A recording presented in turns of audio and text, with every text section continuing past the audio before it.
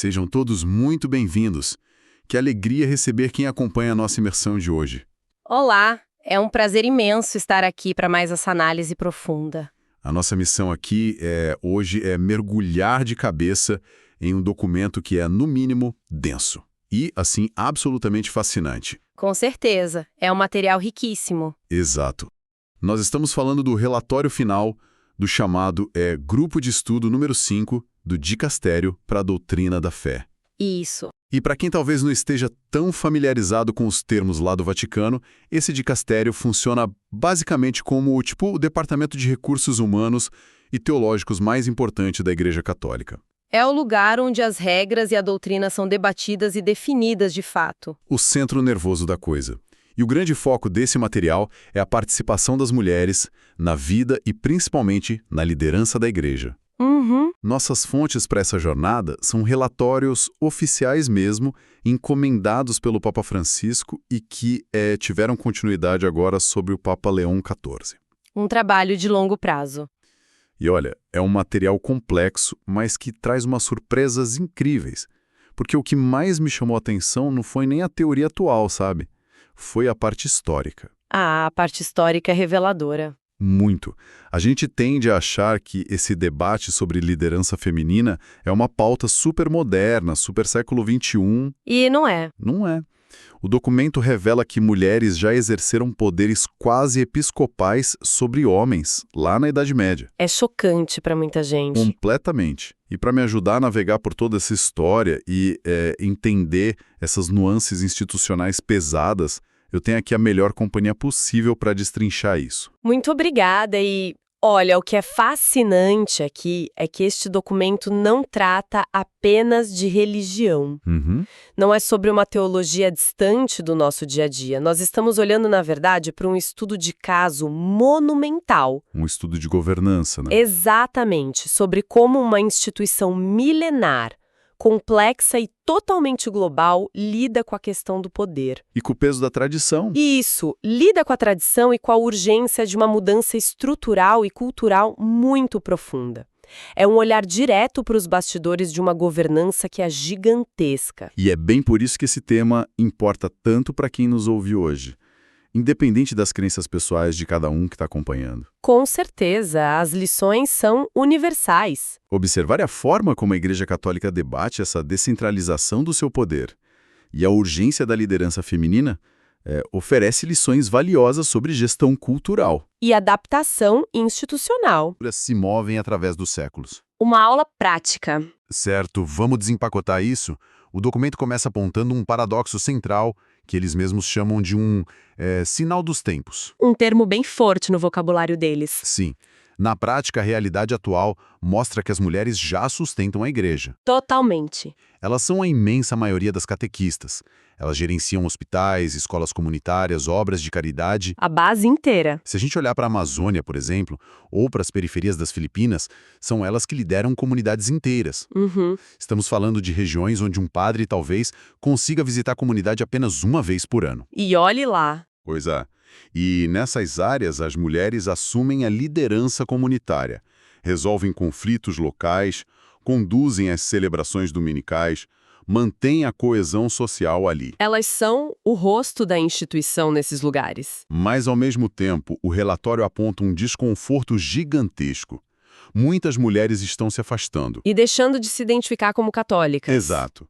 Abandonando essa participação ativa que sempre tiveram. E o diagnóstico apresentado nas fontes sobre isso é impressionantemente franco. Eles não tentam esconder o problema, né? De jeito nenhum. As raízes desse desconforto são identificadas de forma muito clara. O texto usa os termos clericalismo e machismo. Palavras duras para um documento oficial. Muito duras. Eles dizem que esses problemas estão presentes na mentalidade eclesial de hoje. O texto explica como o papel do sacerdote muitas vezes se distorce. Como assim se distorce? A ação do padre deveria estar centrada na parte sacramental. A missa, a confissão. Isso, a celebração da Eucaristia, esses ritos sagrados. No entanto, essa função frequentemente se transforma em uma liderança autoritária e autorreferencial. O poder sobe a cabeça e transborda para outras áreas. Exato. A presidência de um rito acaba virando uma justificativa para monopolizar a gestão comunitária inteira. E aí acaba excluindo as mulheres. Exclui as mulheres das decisões pastorais e administrativas cruciais.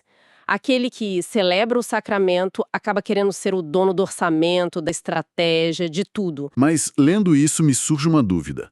O documento trata esse afastamento das mulheres apenas como, digamos, um problema de relações públicas? Como assim? Tipo, uma questão de ajustar o tom só para agradar o mundo moderno e estancar a perda de fiéis? Ou eles admitem que é uma falha estrutural profunda de verdade? Eles vão muito além das relações públicas. Porque o texto até menciona a questão da linguagem. Sim, o uso quase exclusivo do masculino como padrão para a humanidade nas missas e textos. Eles reconhecem isso como uma falha cultural profunda.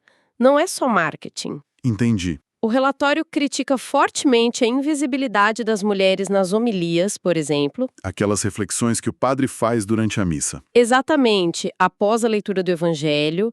E também critica a ausência delas nos documentos oficiais, onde o espaço para citar santas e teólogas é quase inexistente. Os homens citam os homens. Basicamente, a conclusão do grupo de estudo é que a instituição precisa agir de forma proativa. Não dá mais para esperar. Não, e não se trata de fazer concessões superficiais só para acalmar os ânimos de grupos ativistas. Trata-se de promover uma mudança real na cultura e na mentalidade. Eles falam em ter cautela, né? Falam em evitar a pressa, sim, para não causar rupturas, mas ao mesmo tempo exigem a implementação de processos criativos para garantir novos espaços de participação. Espaços onde a voz feminina tenha peso decisório de verdade. Exatamente, poder de decisão, não apenas de conselho. Toda essa urgência pela mudança me faz pensar muito na justificativa histórica, porque para andar para frente, muitas vezes uma instituição tradicional precisa provar que já fez isso no passado. E a igreja faz muito isso.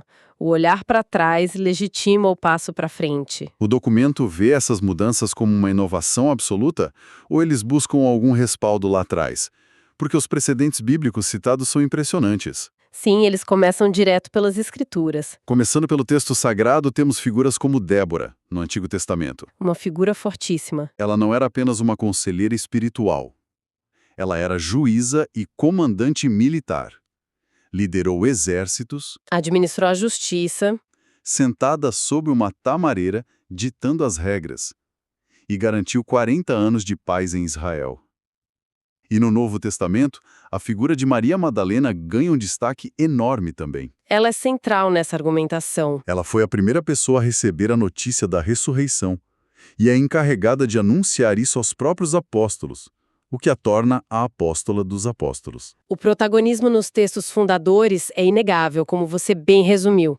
Mas a narrativa histórica posterior que o documento resgata séculos depois é ainda mais reveladora do ponto de vista institucional. Aqui é onde a coisa fica realmente interessante, porque quando o relatório analisa o poder na Idade Média, ele menciona as abadesas dos mosteiros duplos. Uma estrutura fascinante. Eram complexos religiosos imensos, com alas masculinas e femininas.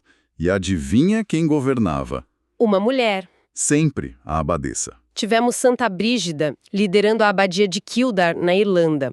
Mas o grande choque histórico, o destaque absoluto para mim, vai para as abadesas de Las Huelgas, na Espanha. E de Conversano, na Itália. A gente precisa visualizar isso. Quem nos escuta precisa imaginar a cena. Essas mulheres não tinham apenas uma autoridade moral ou davam conselhos de bastidores. Não, era poder real. Elas exerciam jurisdição e poder legal de fato sobre os clérigos locais. A abadesa de Las Huelgas, por exemplo, sentava-se em um trono com baldaquino Usava mitra? e segurava o báculo, que são aqueles símbolos tradicionais de autoridade que costumamos ver apenas nas mãos de bispos homens. Exatamente. E ela nomeava os párocos das vilas da região. Ela concedia licenças para os sacerdotes pregarem e até emitia censuras canônicas. Podendo punir padres que desobedecessem a ela. É quase inacreditável pensar nisso hoje. E o mais surpreendente é que a abadia de Las Huelgas manteve esses poderes impressionantes até o século XIX. Foi ontem, historicamente falando. Quando o modelo foi descontinuado por uma série de reformas centralizadoras do Vaticano. E esses exemplos, tanto o de Las Huelgas quanto o de Conversano, não são apenas curiosidades soltas na história. Eles têm uma função argumentativa no documento. Vitais para a atual análise institucional.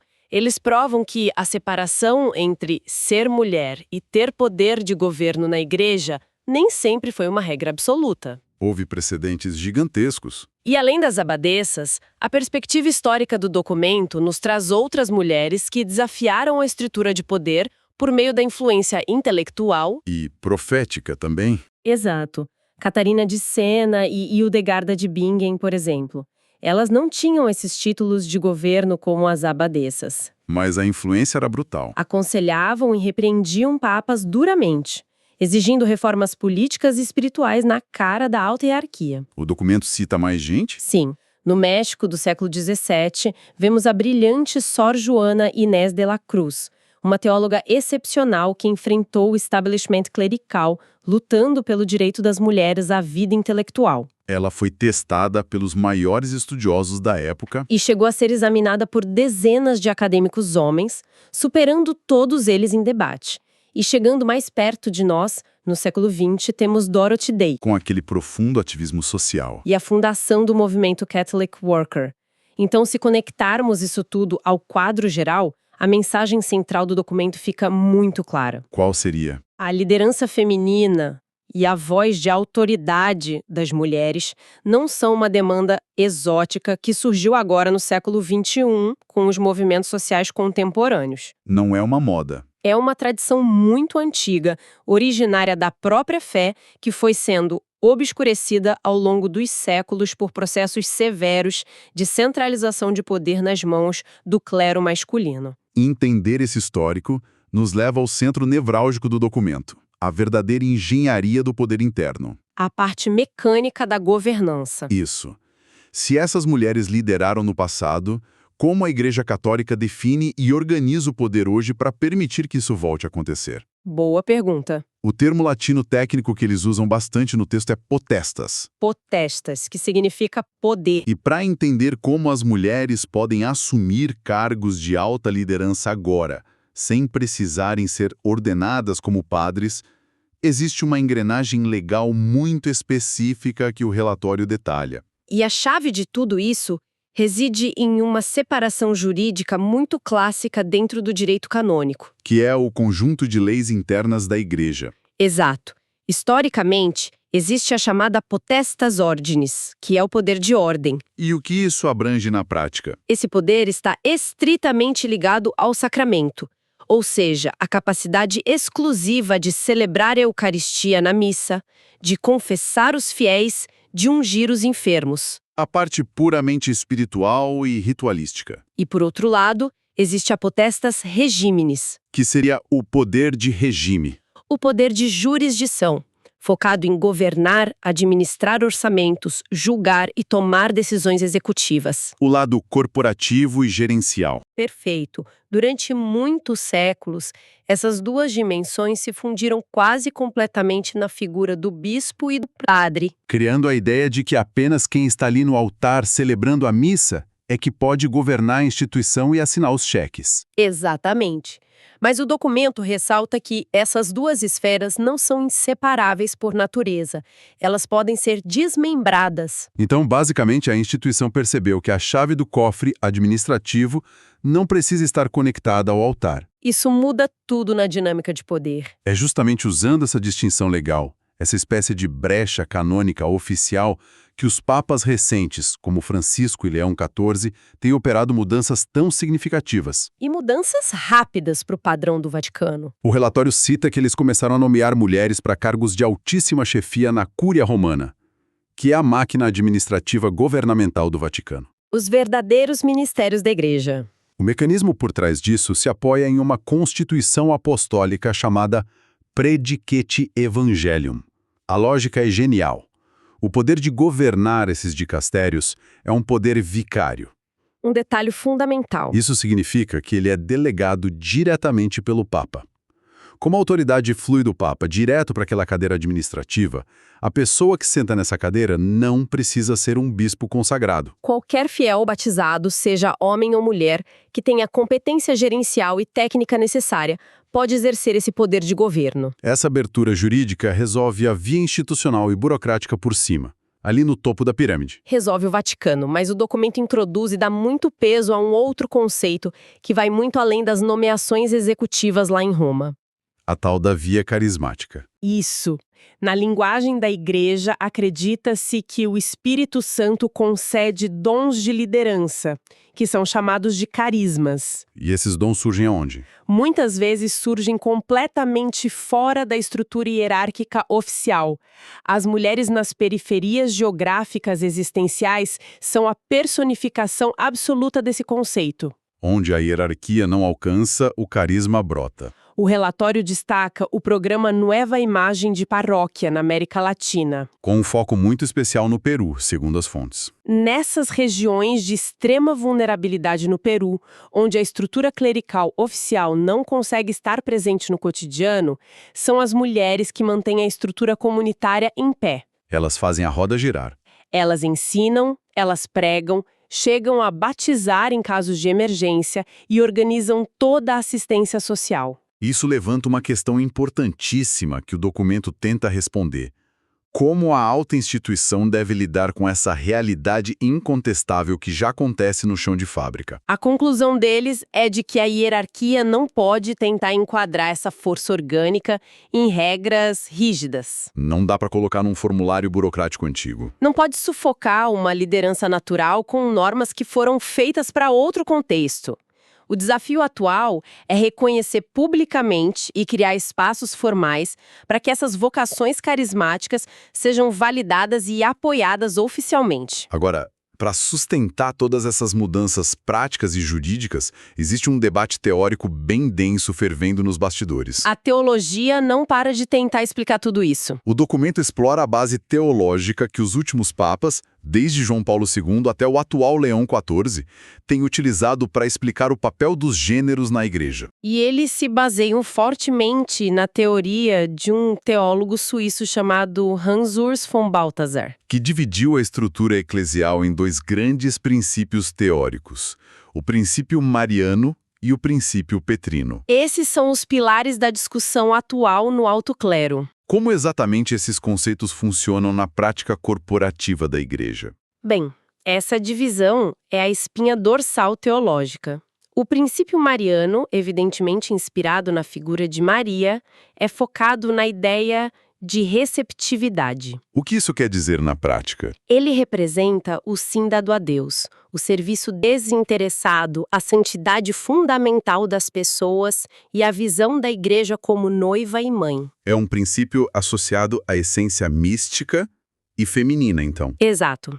Já o princípio petrino, que é inspirado no apóstolo Pedro, refere-se à engrenagem mais visível. A burocracia. Ele representa a instituição, o ministério hierárquico, o governo administrativo e a autoridade oficial, sendo tipicamente associado ao masculino e ao sacerdócio ordenado. Deixa eu ver se entendi a dinâmica entre os dois princípios. Se um é a santidade pura e o outro é a burocracia, qual deles vem primeiro na visão da instituição?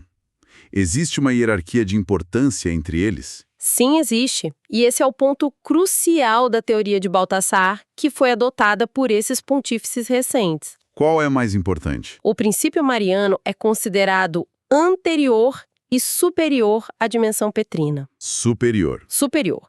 A lógica subjacente ali é que a santidade, o amor e a vocação vêm antes de qualquer estrutura institucional ou cargo de chefia. A burocracia e a hierarquia, ou seja, o lado petrino, existem pura e simplesmente para servir a santidade do povo, que é o lado mariano. E aqui, meus amigos, nós entramos no epicentro de uma controvérsia muito atual apontada nas fontes, e prestando muita atenção à nossa regra de ouro em nossa imersão. Nosso objetivo não é tomar partido. De forma alguma. Não estamos aqui para dizer qual teologia está certa ou errada. Nosso papel é relatar de forma estritamente imparcial as controvérsias documentadas pelos pesquisadores. E o texto expõe uma polarização profunda sobre a utilidade e os perigos de se aplicar esse princípio mariano no dia a dia. Vamos ver os dois lados. De um lado, o que chamaremos de lado A, estão os críticos fervorosos dessa teologia teológica.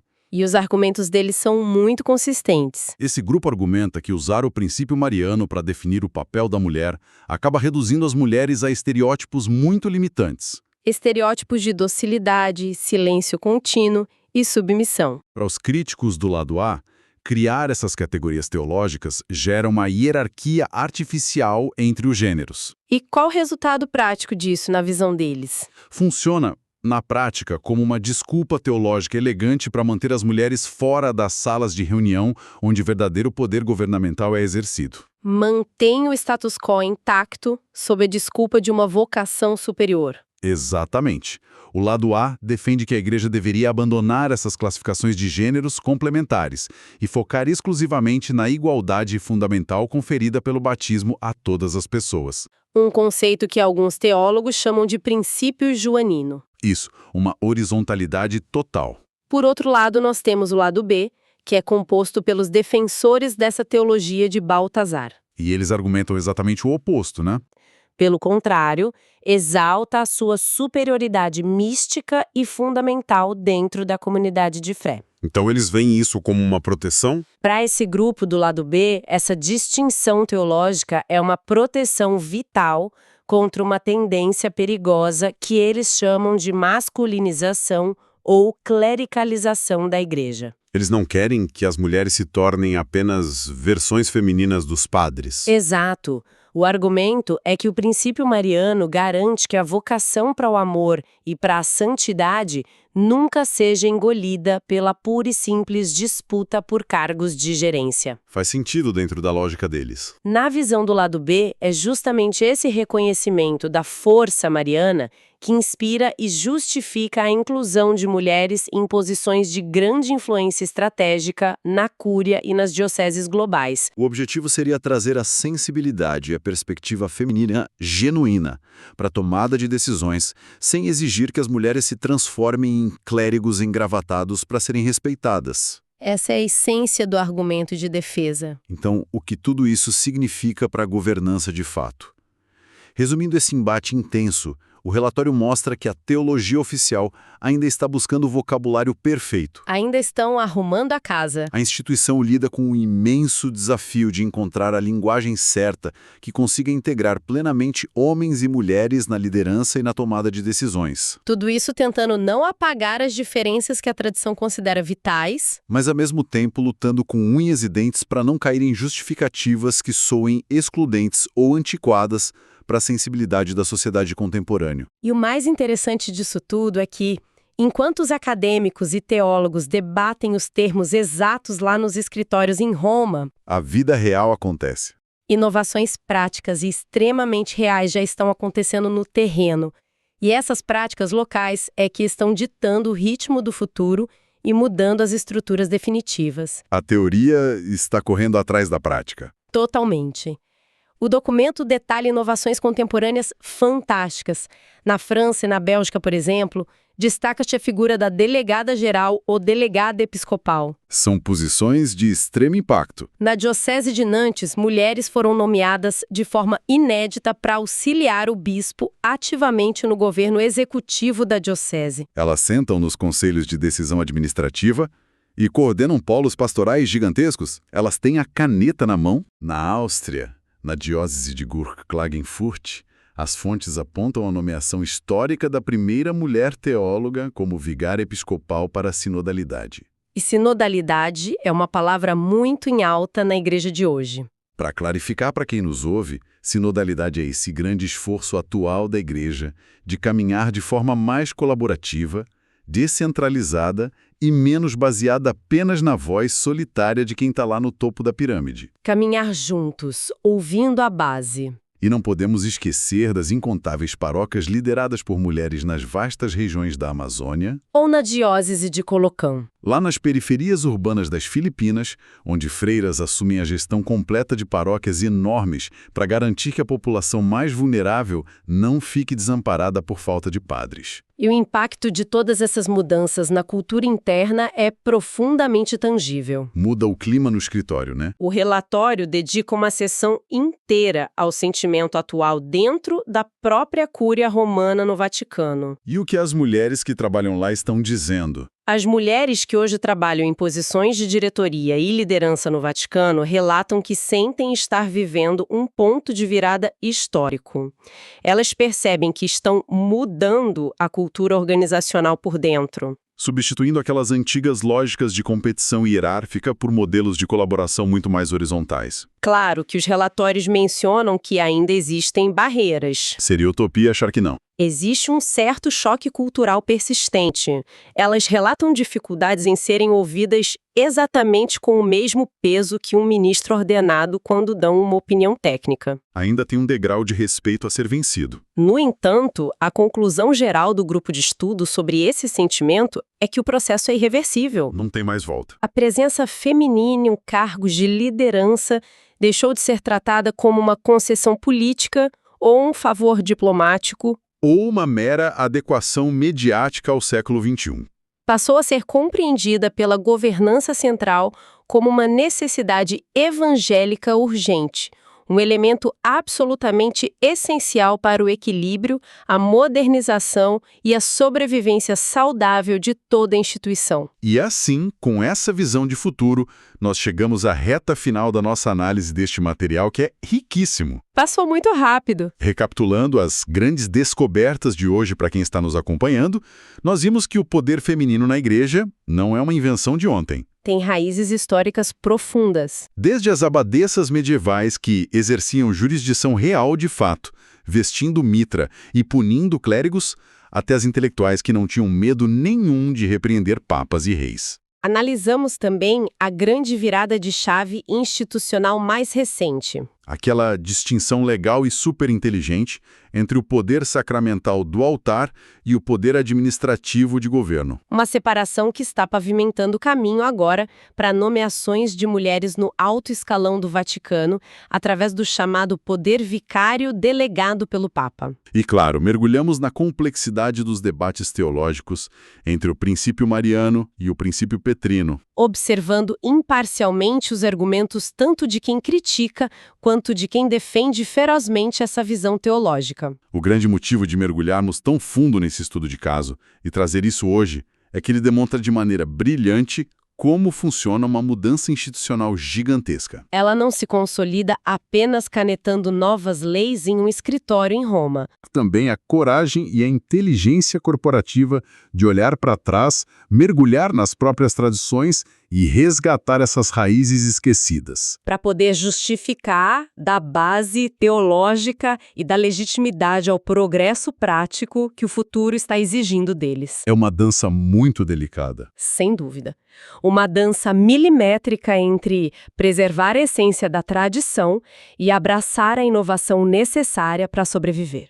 Antes de encerrarmos de vez, gostaria de passar a bola para você. Eu gostaria de deixar quem nos escuta com uma reflexão poderosa e que, na verdade, ainda não tem uma resposta definitiva. Provocação no ar. Baseada diretamente nas entrelinhas das dinâmicas que estudamos nas fontes. Nós vimos que o poder na igreja, segundo seus próprios documentos modernos, é, em sua essência, voltado para o serviço à comunidade.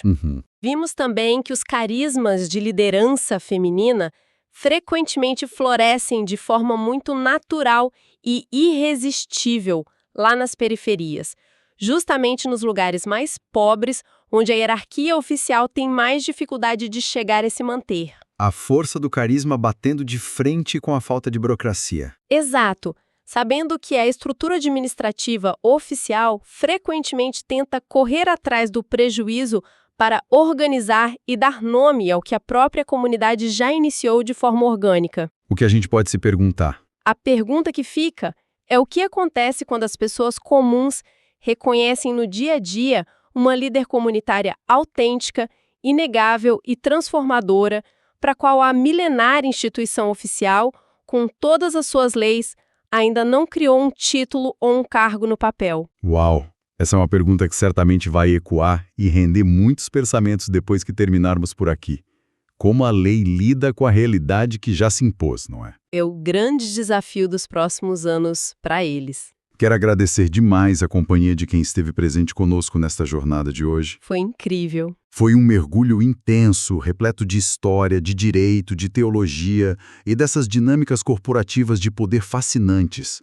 Nós nos despedimos com muito carinho de quem nos acompanhou. Muito obrigada pela escuta. Sempre mantendo o compromisso central da nossa imersão, que é pegar essas pilhas de fontes densas, complexas e às vezes um pouquinho difíceis de digerir sozinhos e decodificar tudo de maneira clara, honesta e absolutamente fascinante para enriquecer o seu repertório. Até a próxima jornada. Um grande abraço a todos e até a nossa próxima análise profunda.